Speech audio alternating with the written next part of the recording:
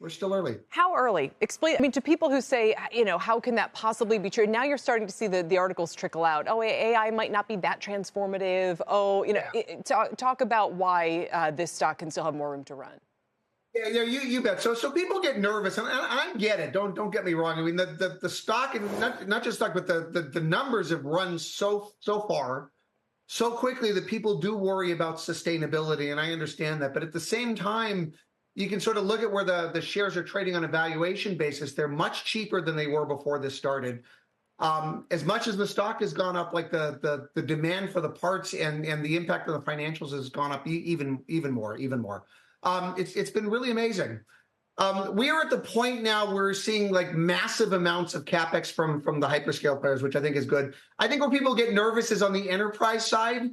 We are still in the experimentation phase, and this is true. Like enterprises tend to move slower, but I do like the amount of breadth that we are seeing here. There are many enterprises that actually are experimenting here. Nvidia talked about this. I think they talked about like large cloud vendors were only about 40 or 45% of their total revenues there. Their customer base is still broadening out.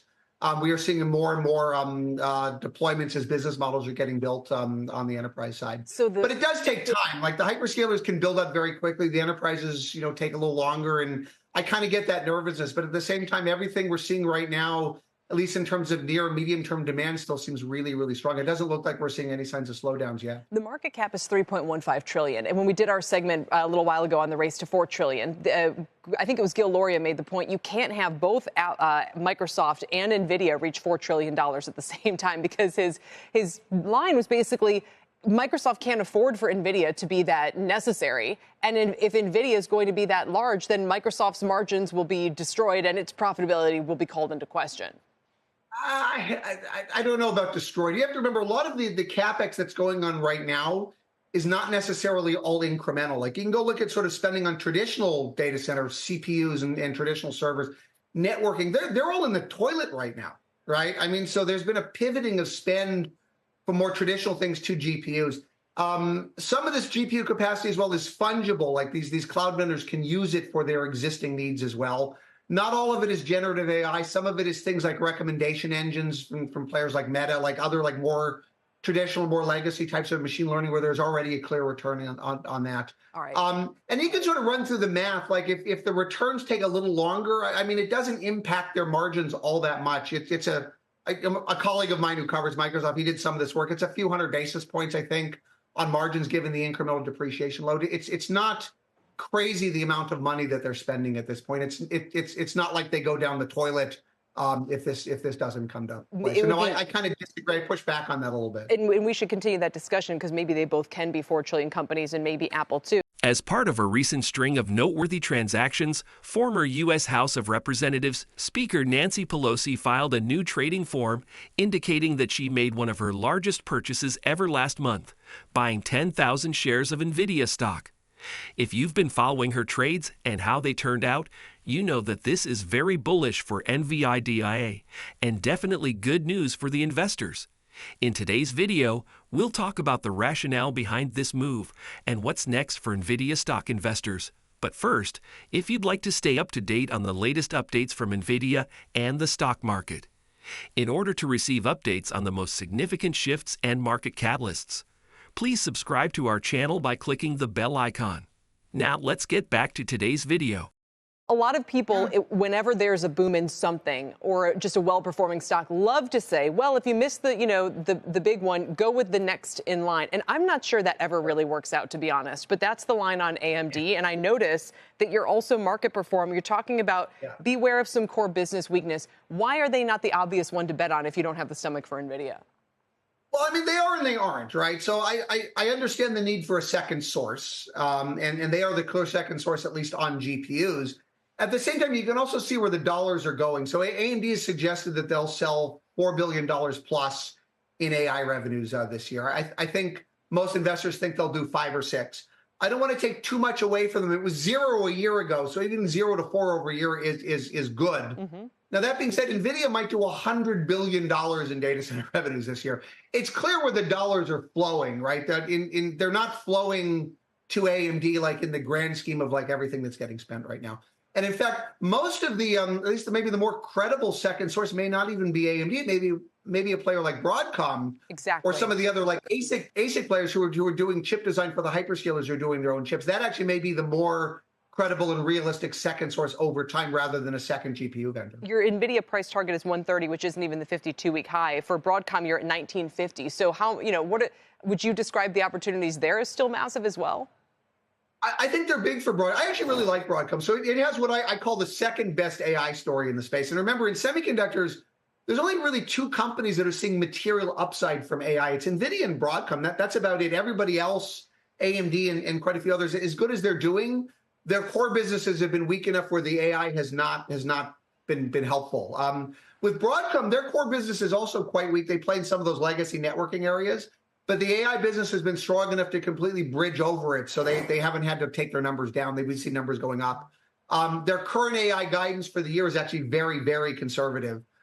They've also got software businesses and other things that I think can drive upside going forward, and the stock is very cheap. So I really do like Broadcom. Speaking of Anyone familiar with Nancy Pelosi's investment background will not be surprised by this news. She and her husband have invested in Nvidia numerous times over the years, and she is well known for making money off of the tech giant. In May alone, the couple earned an astounding $4 million from Nvidia call options.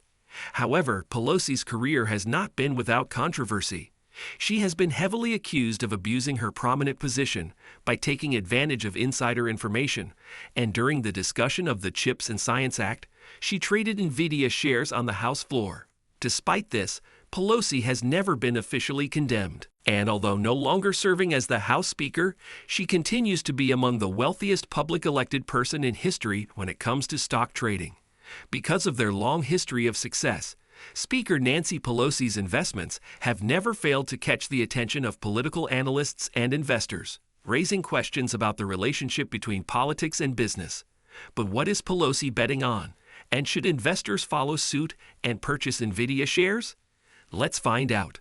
Hello everyone and welcome back to Investing Tutorial.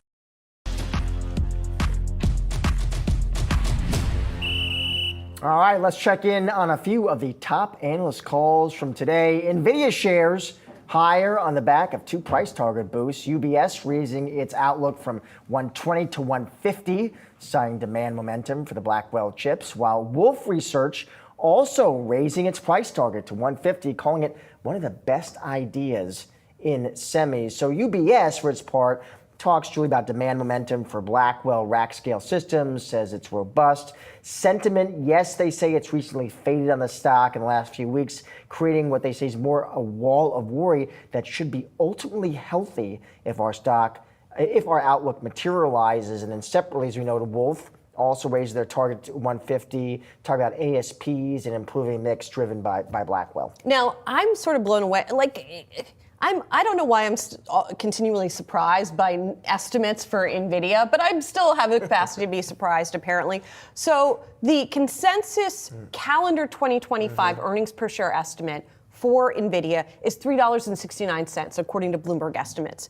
UBS says, no, it could be closer to $5 per share because of these channel checks that they're doing. Wolfe puts the number around $4, but $3.69 versus $5, that's a pretty big gap here. And the naysayers with NVIDIA have talked about this slowing growth trajectory all around. There's no way they could keep up this pace of growth. UBS says, well, given what we're seeing when we talk to people who are buying this stuff, there is still high demand. Now, we'll see if that does end up being the case. But it's still, it's just it's still incredible. Has its capacity to say, wow, $5 versus $3.69. Well, isn't our friend Corey Johnson at Futurum? Didn't we ask him? And he said in his career, never seen anything like it. No. Never seen anything like NVIDIA. We've thrown around the word unprecedented a lot after the past few years, but it still applies in some cases. The company's fundamentals are still strong, even though Nvidia's stock is currently seeing some pullbacks. If the chipmaker performs half as well in the second half of this year as it did in the first, the Congresswoman's 10,000 new Nvidia shares will earn her about $1 million, which is 5 times her yearly salary. This action shows her unwavering faith in artificial intelligence, AI, and the company, particularly in light of Nvidia's phenomenal gain since the AI boom in late 2022. Pelosi is not the only investor who is optimistic about Nvidia, as many analysts attribute this to the company's impending introduction of the Blackwell GPU. The former Speaker of the House purchased 50 call options, each worth between $1 and $5 million. These options allow her to purchase Nvidia shares at $120 each, even though the shares were trading at about $487 due to a stock split. She now has the right to purchase shares at $12 each, while the current price of Nvidia is around $120, meaning her investment has increased by nearly 1,000%. Over the course of the next 12 months, the stock price could rise to $200 due to the constant increase in demand for the H100 and A200 GPUs and the company's expansion to meet the enormous demand overall. This action by the well-known investor is just one more sign that the current investment guidelines are aggressively moving in the direction of artificial intelligence. We'll find out what this actually means for Nvidia's stock. But first, thank you for watching if you've made it this far. We put a lot of work and time into our videos, so if you enjoyed them, please hit the like button and subscribe to the channel. This will greatly aid in our growth. Replacing traditional data centers now with AI factories and the implications that will have. How are you reading some of these changes, and what do you intend to do to leverage on them? So, I'll kind of bring it down to what we do on a day-to-day basis in our company. So we look at AI in 3 different ways. Okay, so first is, what can we do to use the latest AI to make us better? Okay, so as Sumit mentioned just right now, we already use AI for our marketing. We use AI for software development type stuff. We are actually also piloting AI for chip development stuff. There's brand new startups with some super innovative capabilities. So, I joke with my team, if you have 10 people, you're like 50 people. I don't need to hire so many people anymore, okay? So that's one. So AI, how can we make use of AI to be better?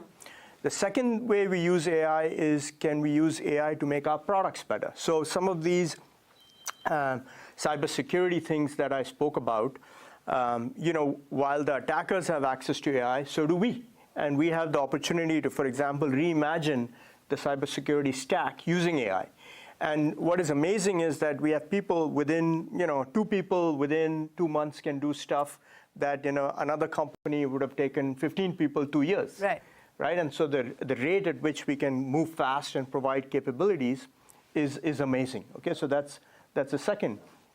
And then finally, this infrastructure, I think it's an amazing infrastructure, these AI factories. But for the world to use AI at the scale that people are envisioning, AI infrastructure needs to be a lot better. And I think what we are trying to figure out is, how can we improve that infrastructure? So high on CapEx, but your significant savings as far as OpEx is concerned. I mean, power, AI consumes a lot of power. Can you make it more power efficient?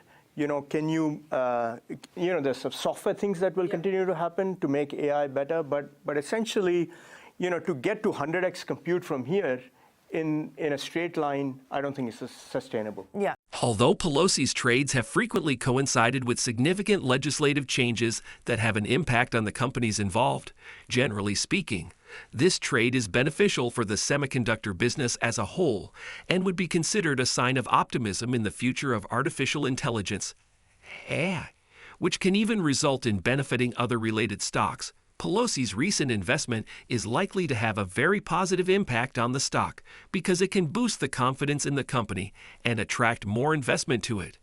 However, it also fuels the already existing debate surrounding trading by members of Congress. Furthermore, this transaction may help investors who think that Nvidia's surge is overcome to a different conclusion. That's exactly what the stock needs right now. It's not like there aren't other reasons to be optimistic about Nvidia either. For starters, the company works in sectors like data centers, which are expanding massively and quickly. At the time of this video, data centers accounted for almost 86% of Nvidia's revenue, but they still have a ton of untapped potential.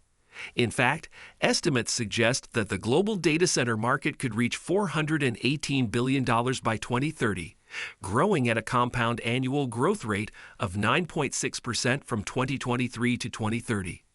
Additionally, an estimated $1 trillion worth of infrastructure is expected to switch from using CPUs to GPUs, which could eventually push Nvidia stock to new heights. And many analysts concur, such as Dan Ives of Wedbush, who recently said that Nvidia is not slowing down anytime soon and that the AI party is just getting started.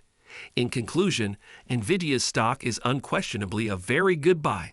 Otherwise, a very seasoned investor like Nancy Pelosi would not have invested such a significant sum of money in it.